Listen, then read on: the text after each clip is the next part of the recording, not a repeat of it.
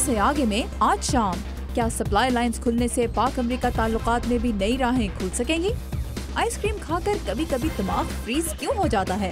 اور hard where کے سامان سے آرٹ کہاں بنایا جا رہا ہے؟ یہ ہے وائس آف امریکہ کی پیشکش خبروں سے آگے۔ السلام علیکم، وائس آف امریکہ واشنگٹن سے میں ہوں سارہ زمان اور آپ دیکھ رہے ہیں خبروں سے آگے۔ سب سے پہلے آج ہم بات کریں گے نیٹو سپلائی لائنز کی بحالی کے بارے میں۔ ہمارے ساتھ موجود ہیں عائشہ تنظیم۔ عائشہ، سپلائی لائنز تو کھل گئی ہیں لیکن ساتھ میں ہی سوالوں کا جو پینڈورا باکس ہے وہ بھی کھل چکا ہوا ہے۔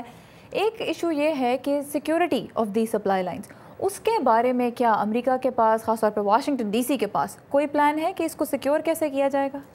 سارا، میں نے جیسے یہ خبریں پڑھی جو پاکستان سے آنی شروع ہوئیں اور کل ٹی ٹی پی نے بھی دھمکی دے دی کہ جی وہ ٹرکس اڑا دیں گے اور جلا دیے جائیں گے اور روک لیے جائیں گے وٹ ایور، تو میں نے یہاں سب سے پہلے تو ایڈمنسٹریشن سے کانٹیکٹ کیا کہ جی آپ کیا کر رہے ہیں، اور پھر میں نے دوسرے یہاں جو سیکیورٹی اینالسٹ تھے جو بات کرتے ہیں ان سے بات کی۔ تو ایڈمنسٹریشن کا تو یہ کہنا تھا کہ جی یہ پہلی دفعہ ہمیں دھمکیاں نہیں ملی، ہمیں پہلے بھی ملتی تھیں، سپلائیز بند ہونے سے پہلے بھی، اور یہ گروپس اگر نہ بھی ہمیں دھمکیاں دیتے تو بھی ہمیں پتہ ہے کہ وہ ہمیشہ ہم پر حملہ کرنے کے لیے تیار رہتے ہیں، تو ہم اپنی سیکیورٹی پریکاشنز لے کے چلتے ہیں، وہی سیکیورٹی پریکاشنز ہم بھی لیں گے۔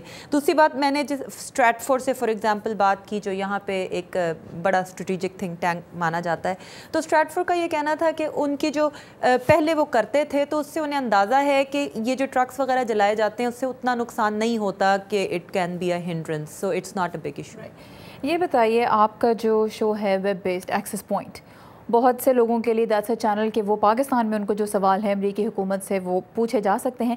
اس ایشو کے بارے میں آپ کے جو گیسٹ ہیں، جو گیسٹ ویورز ہیں آپ کے، وہ کیا پوچھ رہے ہیں؟ پاکستان میں بہت سارے لوگوں نے یہ پوچھا ہے کہ امریکہ بہت کھلے عام اپولوجائز کا لفظ کیوں نہیں استعمال کرنا چاہ رہا۔ پھر پاکستان میں یہ پوچھا ہے کہ ٹھیک ہے ان 24 جو فوجی تھے ان کی ہلاکت پر تو معافی مانگ لی، ڈرون حملوں میں جو لوگ ہلاک ہو رہے ہیں ان پہ معافی مانگیں گے یا نہیں، اور پھر یہ کہ پاکستان کو اس سے کیا مل رہا ہے، امریکہ جو ہے وہ پاکستان کو کیسے استعمال کرنا چاہے گا۔ لیکن میں یہ بتانا چاہوں گی کہ سارا، آپ اور ہمارے سارے دیکھنے والے اگر وہ بھی کوئی سوال امریکی انتظامیہ سے پوچھنا چاہیں تو ہمارا فیس بک پیج ہے facebook.com/accesspointwith80، اس پہ آئیں، سوال لکھیں، we'll get them the answers۔ Alright, thank you so much عائشہ۔ اب ہم نے آپ کو بتا دیا access point is your access to the US government. آپ کے پاس کوئی بھی سوال ہو آپ بھیجیے، عائشہ تنظیم آپ کے لیے اس کا جواب لے کر آئیں گی۔ امریکہ کے سابق صدر جارج ڈبلیو بش آج کل کر رہے ہیں ایک ایسا کام جس پر شاید ہی ان سے کوئی ناراض ہو، اور وہ ہے خواتین میں کینسر کے بارے میں آگہی پھیلانا۔ اس سلسلے میں سابق صدر ان دنوں افریقہ میں ہیں جہاں سرویکل کینسر کی شکار بہت سی خواتین ایڈز سے بھی لڑ رہی ہیں، لیکن یہ صدر بش کی پہلی ایسی کوشش نہیں ہے۔ اپنے دور صدارت میں بھی انہوں نے افریقی ممالک میں ایڈز سے بچاؤ کے لیے مہم چلائی تھی جس سے وہ اب بھی جاری رکھے ہوئے ہیں۔ زیمبیا کے دوسرے بڑے شہر کابوے میں صدر جارج ڈبلیو بش اور ان کی اہلیہ لورا بش نے ایک نیا ہیلتھ کلینک کھولا ہے جس کی خاصیت یہ ہے کہ یہاں خواتین میں سرویکل کینسر کو ابتدائی سطح پر ہی تشخیص کر کے اس کا علاج کیا جاتا ہے۔ ہم اس لیے یہ کر رہے ہیں کیونکہ ہمارا ماننا ہے کہ خدا نے جس کو زیادہ وسائل دیے ہیں اس کو انسانیت کے کام آنا چاہیے۔ امریکہ دنیا کے امیر ترین ممالک میں سے ایک ہے، اس لیے ہمیں فلاحی کام کرنے چاہیے۔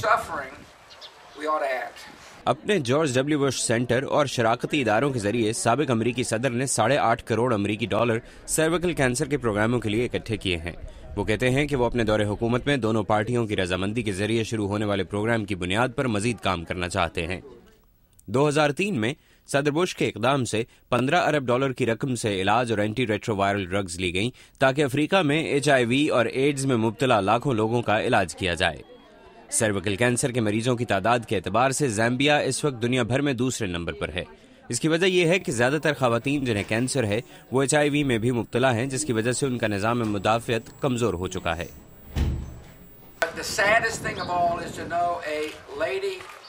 افسوسناک بات یہ ہے کہ ایک عورت کی زندگی ایڈز سے بچا لی گئی لیکن وہ سرویکل کینسر سے مر گئی۔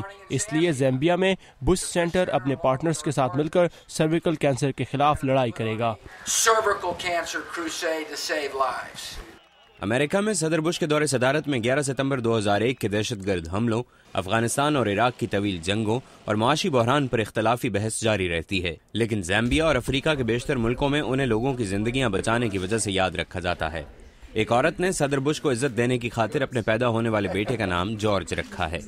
जे Stephen Morrison centre for strategic and international studies में हेल्थ पॉलिसी सेंटर के डायरेक्टर हैं। वो कहते हैं कि सदर बुश तारीफ के हकदार हैं क्योंकि उन्होंने 2003 में एड्स को इंसानियत के लिए एक आफत के तौर पर देखा और अगर वो उसके लिए काम ना करते तो ये पूरे खित्ते को मुतासिर करता। जब सदर बुश आगे बढ़े और कहा कि हम HIV एड्स के खिलाफ इंसानी जिंदगियों को बचा सकते हैं और मुआशरों को मुस्तहकम कर सकते हैं, तो इसकी वजह सिक्योरिटी के साथ अखलाकी जिम्मेदारी भी थी।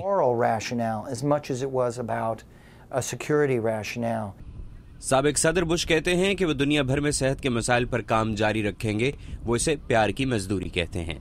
ब्रायन पैडन के साथ मोहम्मद आतिफ, उर्दू VOA। 22 जुलाई से वाशिंगटन DC में बैनुल-अक़वामी एड्स कॉन्फ्रेंस शुरू हो रही है और उसके अहम स्पीकर्स में शामिल होंगी सदर बुश की अहलिया लॉरा बुश और साबिक अमेरिकी सदर बिल क्लिंटन भी।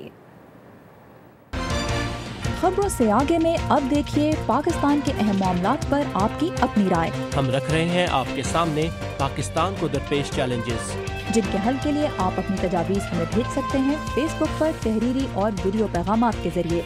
अपनी सोच को अल्फाज दीजिए और हमें बताइए कि अगर पाकिस्तान को दरपेश मसाइल हल करने का मौका आपको मिलता तो आप क्या करते।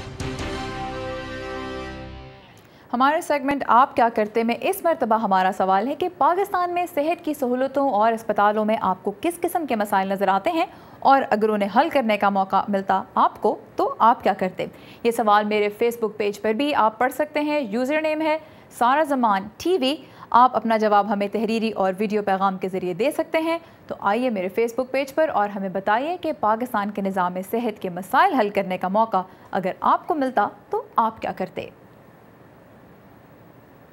और तेज़ गर्मी हो और बिजली ना हो तो दिल चाहता है कि कम से कम हाथ में कोई ठंडी चीज़ तो हो, जैसे आइसक्रीम। लेकिन कभी कभी बहुत ठंडी चीज़ खाकर अचानक सर में दर्द होने लगता है। इसे कहते हैं ब्रेन फ्रीज। ये होता क्यों है, कैसे होता है और आप इससे कैसे बच सकते हैं, ये सब हमें बता रही हैं आमना खान।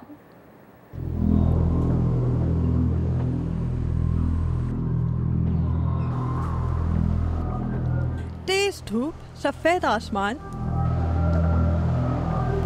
ऐसे मौसम में कभी कभी आंखें ऐसी मुतासिर होती हैं कि नजर आता है सिर्फ आइसक्रीम का truck.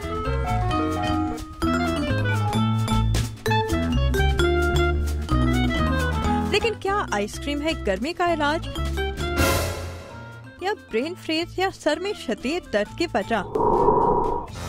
Oh, now it's beginning. That really got brain freeze. Oh, my head. Goes to your head. It's the worst pain, headache ever.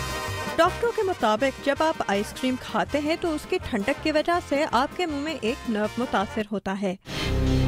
And when that very rapid cooling इस नर्व को फौरन ठंडक का एहसास होता है। is picked up by that nerve. यही nerve आपके माथे में तकलीफ पैदा करता है। बस हो गया ब्रेन फ्रीज। ये एक बहुत आम तकलीफ है और इसका इलाज भी बहुत आसान है। इसका इलाज ये है कि अपनी वालिदा की नसीहतों पर अमल करें और आराम आराम से नोश फरमाएं।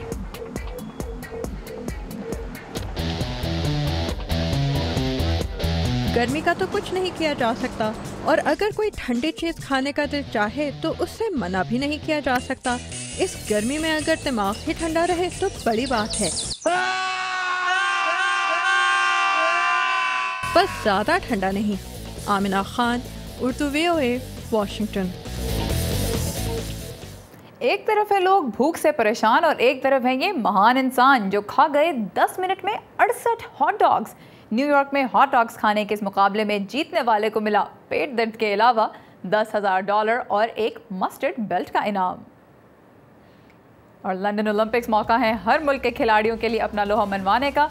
मिस्र की एक खातून एथलीट इस मुकाबले के लिए कितनी तैयार हैं, देखिए इस ब्रेक के बाद।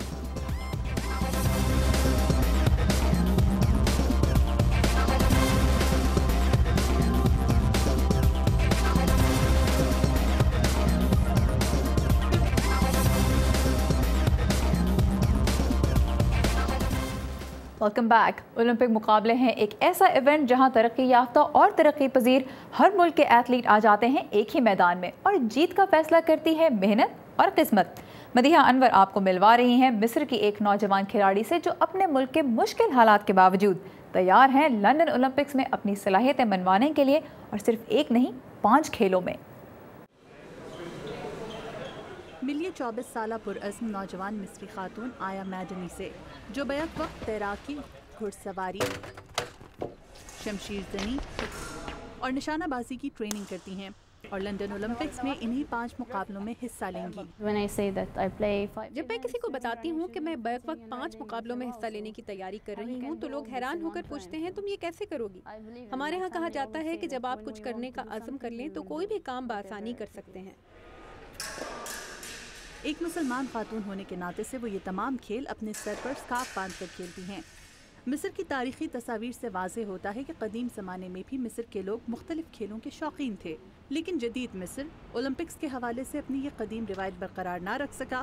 Ahmad Hassanein first Olympic athlete from Egypt. محمد الدونی مصر میں کھیلوں سے متعلق تنظیم ایجپٹس ماڈرن پینٹیتھلن فیڈریشن کے سربراہ ہیں۔ Now I hope مجھے لگتا ہے کہ آیا اولمپکس میں میڈل جیت سکتی ہے اور میرا خواب پورا ہو سکتا ہے۔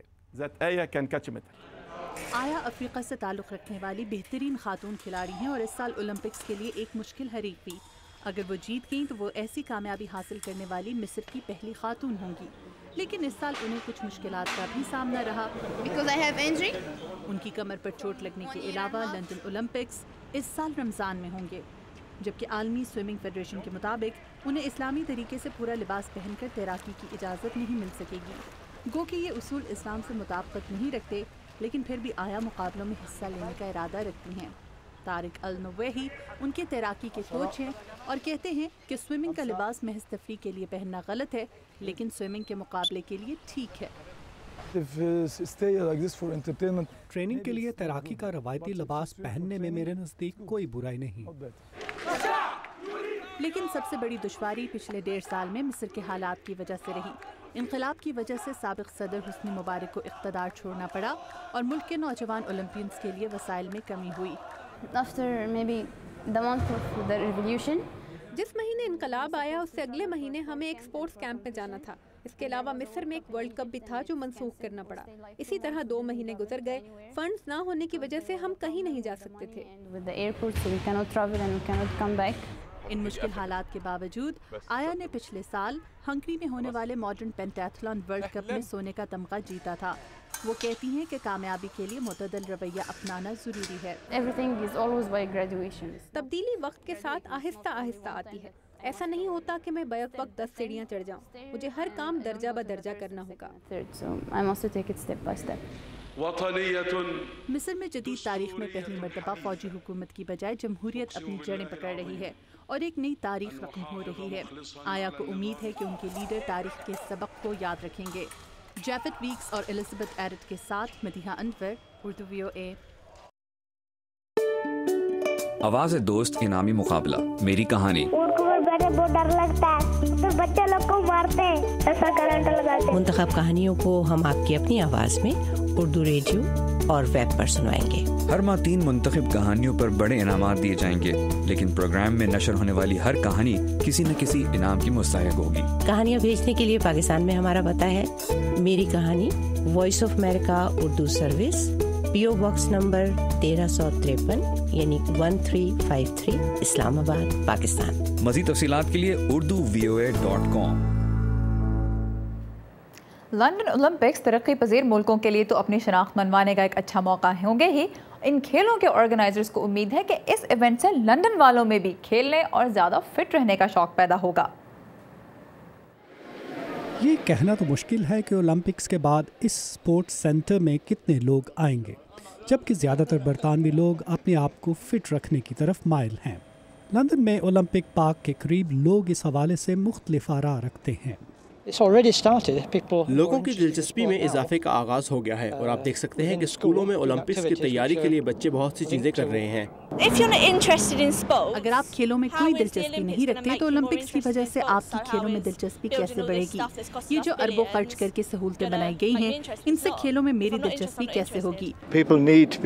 لوگوں کو حوصلہ افزائی کی ضرورت ہے، کیونکہ فی الحال تو رجحان الٹا ہے، اس لیے کہ لوگ سارا دن گھروں میں ویڈیو گیمز کھیلتے رہتے ہیں۔ حال ہی میں اولمپک اسٹیڈیم میں منعقد کیے جانے والے برطانوی یونیورسٹیوں کے سالانہ مقابلوں میں شائقین کی ریکارڈ تعداد نے شرکت کی۔ मेरा ख्याल है कि ओलंपिक्स हकीकत में लोगों को माइल कर रहे हैं कि वो ऐसा कुछ करें जो उन्होंने एक अरसे में नहीं किया। लंदन ओलंपिक्स की ऑर्गेनाइजिंग कमेटी खेलों के बाद इसी तरह के फ़वाइद देखने की ख्वाहिशमंद है। कमेटी ने आने वाले दिनों में ओलंपिक गेम्स की सहूलतों के इस्तेमाल की हौसला अफजाई करने के लिए एक अलग कंपनी तश्कील दी है। इंस्पायर अ जनरेशन इन खेलों का नया नारा है और हम इस बारे में काफ़ी खुश हैं। हमारा पुख्ता इरादा है कि इन सहूलतों में खेलों के ढेरों इवेंट्स मुनक्किद हों और उन लोगों की हौसला अफजाई की जाए जिनकी पहले खेलों में दिलचस्पी रही ही नहीं। मगर बोर्नमथ यूनिवर्सिटी के प्रोफेसर एडम ब्लेक कहते हैं कि ऐसा कोई ठोस सबूत मौजूद नहीं कि तवील उल मुद्दत बुनियादों पर ओलंपिक्स की वजह से लोगों की खेलों में शिरकत बढ़ जाए। इल्मी लिहाज से लोगों की खेलों में शिरकत के बारे में ऐसी कोई वाज़ेह रिसर्च मौजूद नहीं और माजी के इवेंट्स भी कोई ख़ास सबूत फराहम नहीं करते। प्रोफेसर ब्लेक ओलंपिक्स के बाद इस बारे में मज़ीद तहकीक करने का इरादा रखते हैं, मगर गैर मुतवक्के तौर पर बरतानिया भर में बड़ी तादाद में लोग ओलंपिक टॉर्च को देखने सड़कों पर निकल रहे हैं। उनके जोश को देखकर उम्मीद नजर आती है कि बड़ी तादाद में लोग ओलंपिक्स देखने आएंगे। अल-बैसिम के साथ नदीम याकूब, उर्दू VOA। हम आपके शहर में ठंडा मौसम तो नहीं ला सकते, लेकिन अपने शो में आपको एक इंतहाई सर्द जगह पर ज़रूर ले जा सकते हैं। हमारे साथ रहिएगा क्योंकि ब्रेक के बाद हम जा रहे हैं कुतुब जुनूबी तक।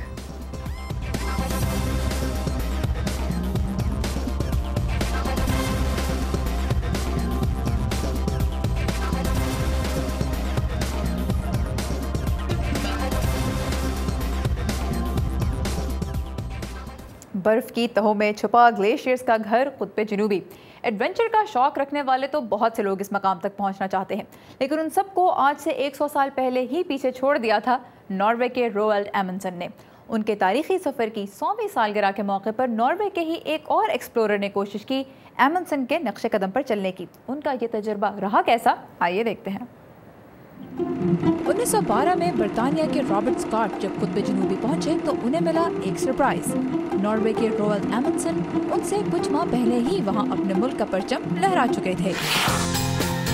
और जब 2011 में नॉर्वे के ही जॉन गुनर विंटर ने कुतुब जुनूबी तक जाने का मंसूबा बनाया तो अपने उसी हमवतन के नक्शे कदम पर चलने का इरादा किया जो ये काम 100 साल पहले कर चुका था।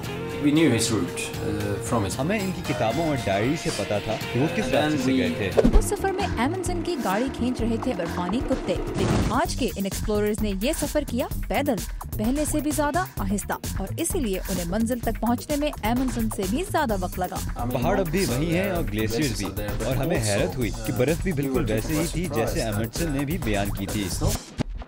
लेकिन एक चीज बदल गई है और वो है इस इलाके का माहौल। 100 साल में जमीन पर जो आलमी हिद्दत पैदा हुई है उससे अंटार्कटिका की बर्फ ज्यादा तेजी से पिघल रही है, जिससे समंदर की सतह भी बुलंद होती जा रही है। और यही वो तस्वीर थी जो विंटर और उनके साथी दुनिया को दिखाना चाहते थे। अपने ट्रिप के दौरान उन्होंने कई ब्लॉग्स लिखे, बहुत सी ईमेल्स के जवाब दिए और बहुत से स्कूल्स में स्टूडेंट से बात भी की। मेरे ख्याल में ऐसे एक्सपीडिशन से नौजवानों में भी शौक पैदा होता है कि वो भी इस जमीन से मुतालिक कुछ पढ़ें और सीखें। एमंडसन के नक्शे कदम पर चलने में विंटर तो कामयाब हो गए, लेकिन क्या हम इंसान इस खूबसूरत और खतरनाक इलाके को महफूज रखने में कामयाब हो सकेंगे?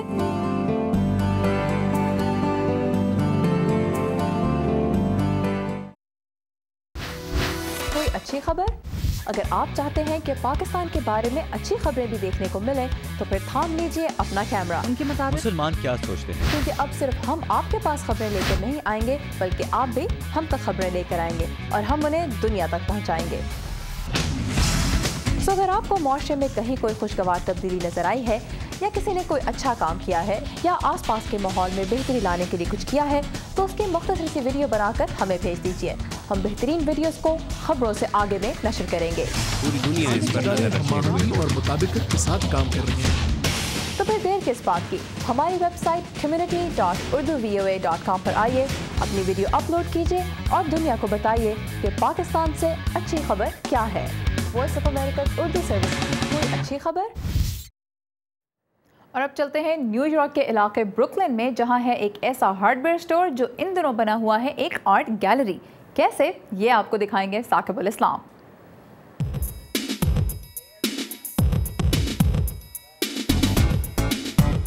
आर्ट के ये नमूने हार्डवेयर के सामान और कील पेचों से बने हुए हैं और ये कोई आर्ट गैलरी नहीं, हार्डवेयर का एक स्टोर है जहां सामान फरोख्त किया जाता है और साथ में इसी सामान से बने हुए मुख्तलिफ फनकारों के नमूनों की नुमाइश भी। इस स्टोर की शेल्फ्स पर आपको हार्डवेयर के सामान के साथ इसी सामान से बने हुए आर्ट के नमूने जा बजा नजर आएंगे। रंग बिरंग टॉयलेट सीट्स, कीलों से बने मुजस्समे और प्लास्टिक की बोतलों से बने मुख्तलिफ नमूने। क्रिस कैम्परकोली एक फनकार हैं और इस स्टोर में अपने आर्ट की नुमाइश के लिए आए हैं। एक आर्ट गैलरी ना होना इस जगह की खास बात है। मोहल्ले के एक हार्डवेयर स्टोर में आर्ट की नुमाइश एक बहुत जबरदस्त आइडिया है।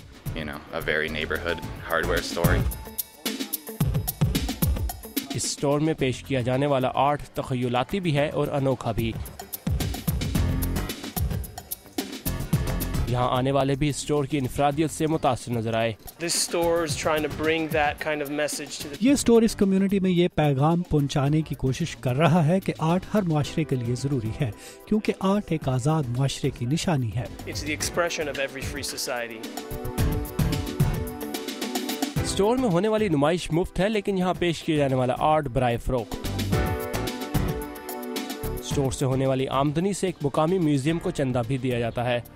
स्टोर के मालिक जो फ्रैंकोहिना कहते हैं कि लोगों को यहाँ एक रवायती आर्ट गैलरी के मुकाबले में मुख्तलिफ माहौल में आर्ट देखने का मौका मिलता है। हम यहाँ अपने ग्राहकों और दूसरे आर्टिस्ट का आर्ट नुमाइश के लिए पेश करते हैं। लोगों को स्टोर में घूम फिर कर आर्ट को देखने और सराहने का मौका मिलता है। ये मुनफरिद आर्ट शो एक महीने के लिए स्टोर पर पेश किया गया है, जहां पहले दिन इसे 6000 लोग देखने के लिए आए। पीटर फिडिंस्की के साथ साकिबुल इस्लाम, उर्दू VOA। ये था हमारा आज का शो। चलते चलते देखिए टॉम क्रूज की नई पेशकश की कुछ झलकियां। नहीं, ये तलाक के कागजात नहीं है, ये उनकी नई फिल्म का ट्रेलर है जिसका नाम है जैक रीचर। वैसे जैक का किरदार तो 6 फुट 6 इंच लंबा है, मगर टॉम की हाइट है सिर्फ 5 फुट 7 इंच। रियलिटी और फैंटेसी के दरमियान ये फासला सिर्फ हॉलीवुड ही दूर कर सकता है, लेकिन टॉम क्रूज और केटी होम्स के दरमियान फासले कौन मिटाएगा। खैर, आपको हमारा आज का शो कैसा लगा हमें ज़रूर बताइएगा, और इसके लिए आइए हमारे फेसबुक पेज पर, यूज़र नेम है VOA उर्दू, और लेटेस्ट न्यूज़ के लिए हमेशा की तरह लॉग ऑन कीजिए हमारी वेबसाइट urduvoa.com पर, जहां बहुत से मुख्तलिफ टॉपिक्स पर आपको बहुत सी मालूमात मिलेंगी। अब मेरी तरफ से खुदा हाफिज़, और आप देखिए टॉम क्रूज की लेटेस्ट मूवी का trailer.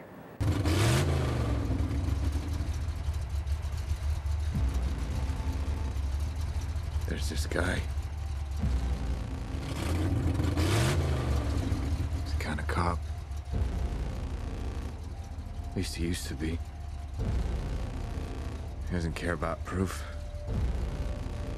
He doesn't care about the law. He only cares about what's right. He knows what I did. You can't protect me.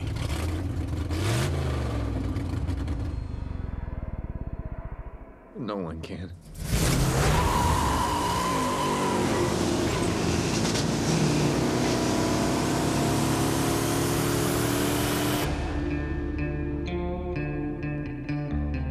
You think I'm a hero?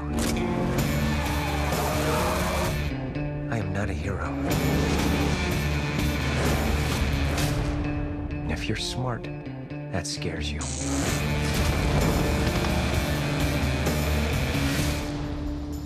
Because I have nothing to lose.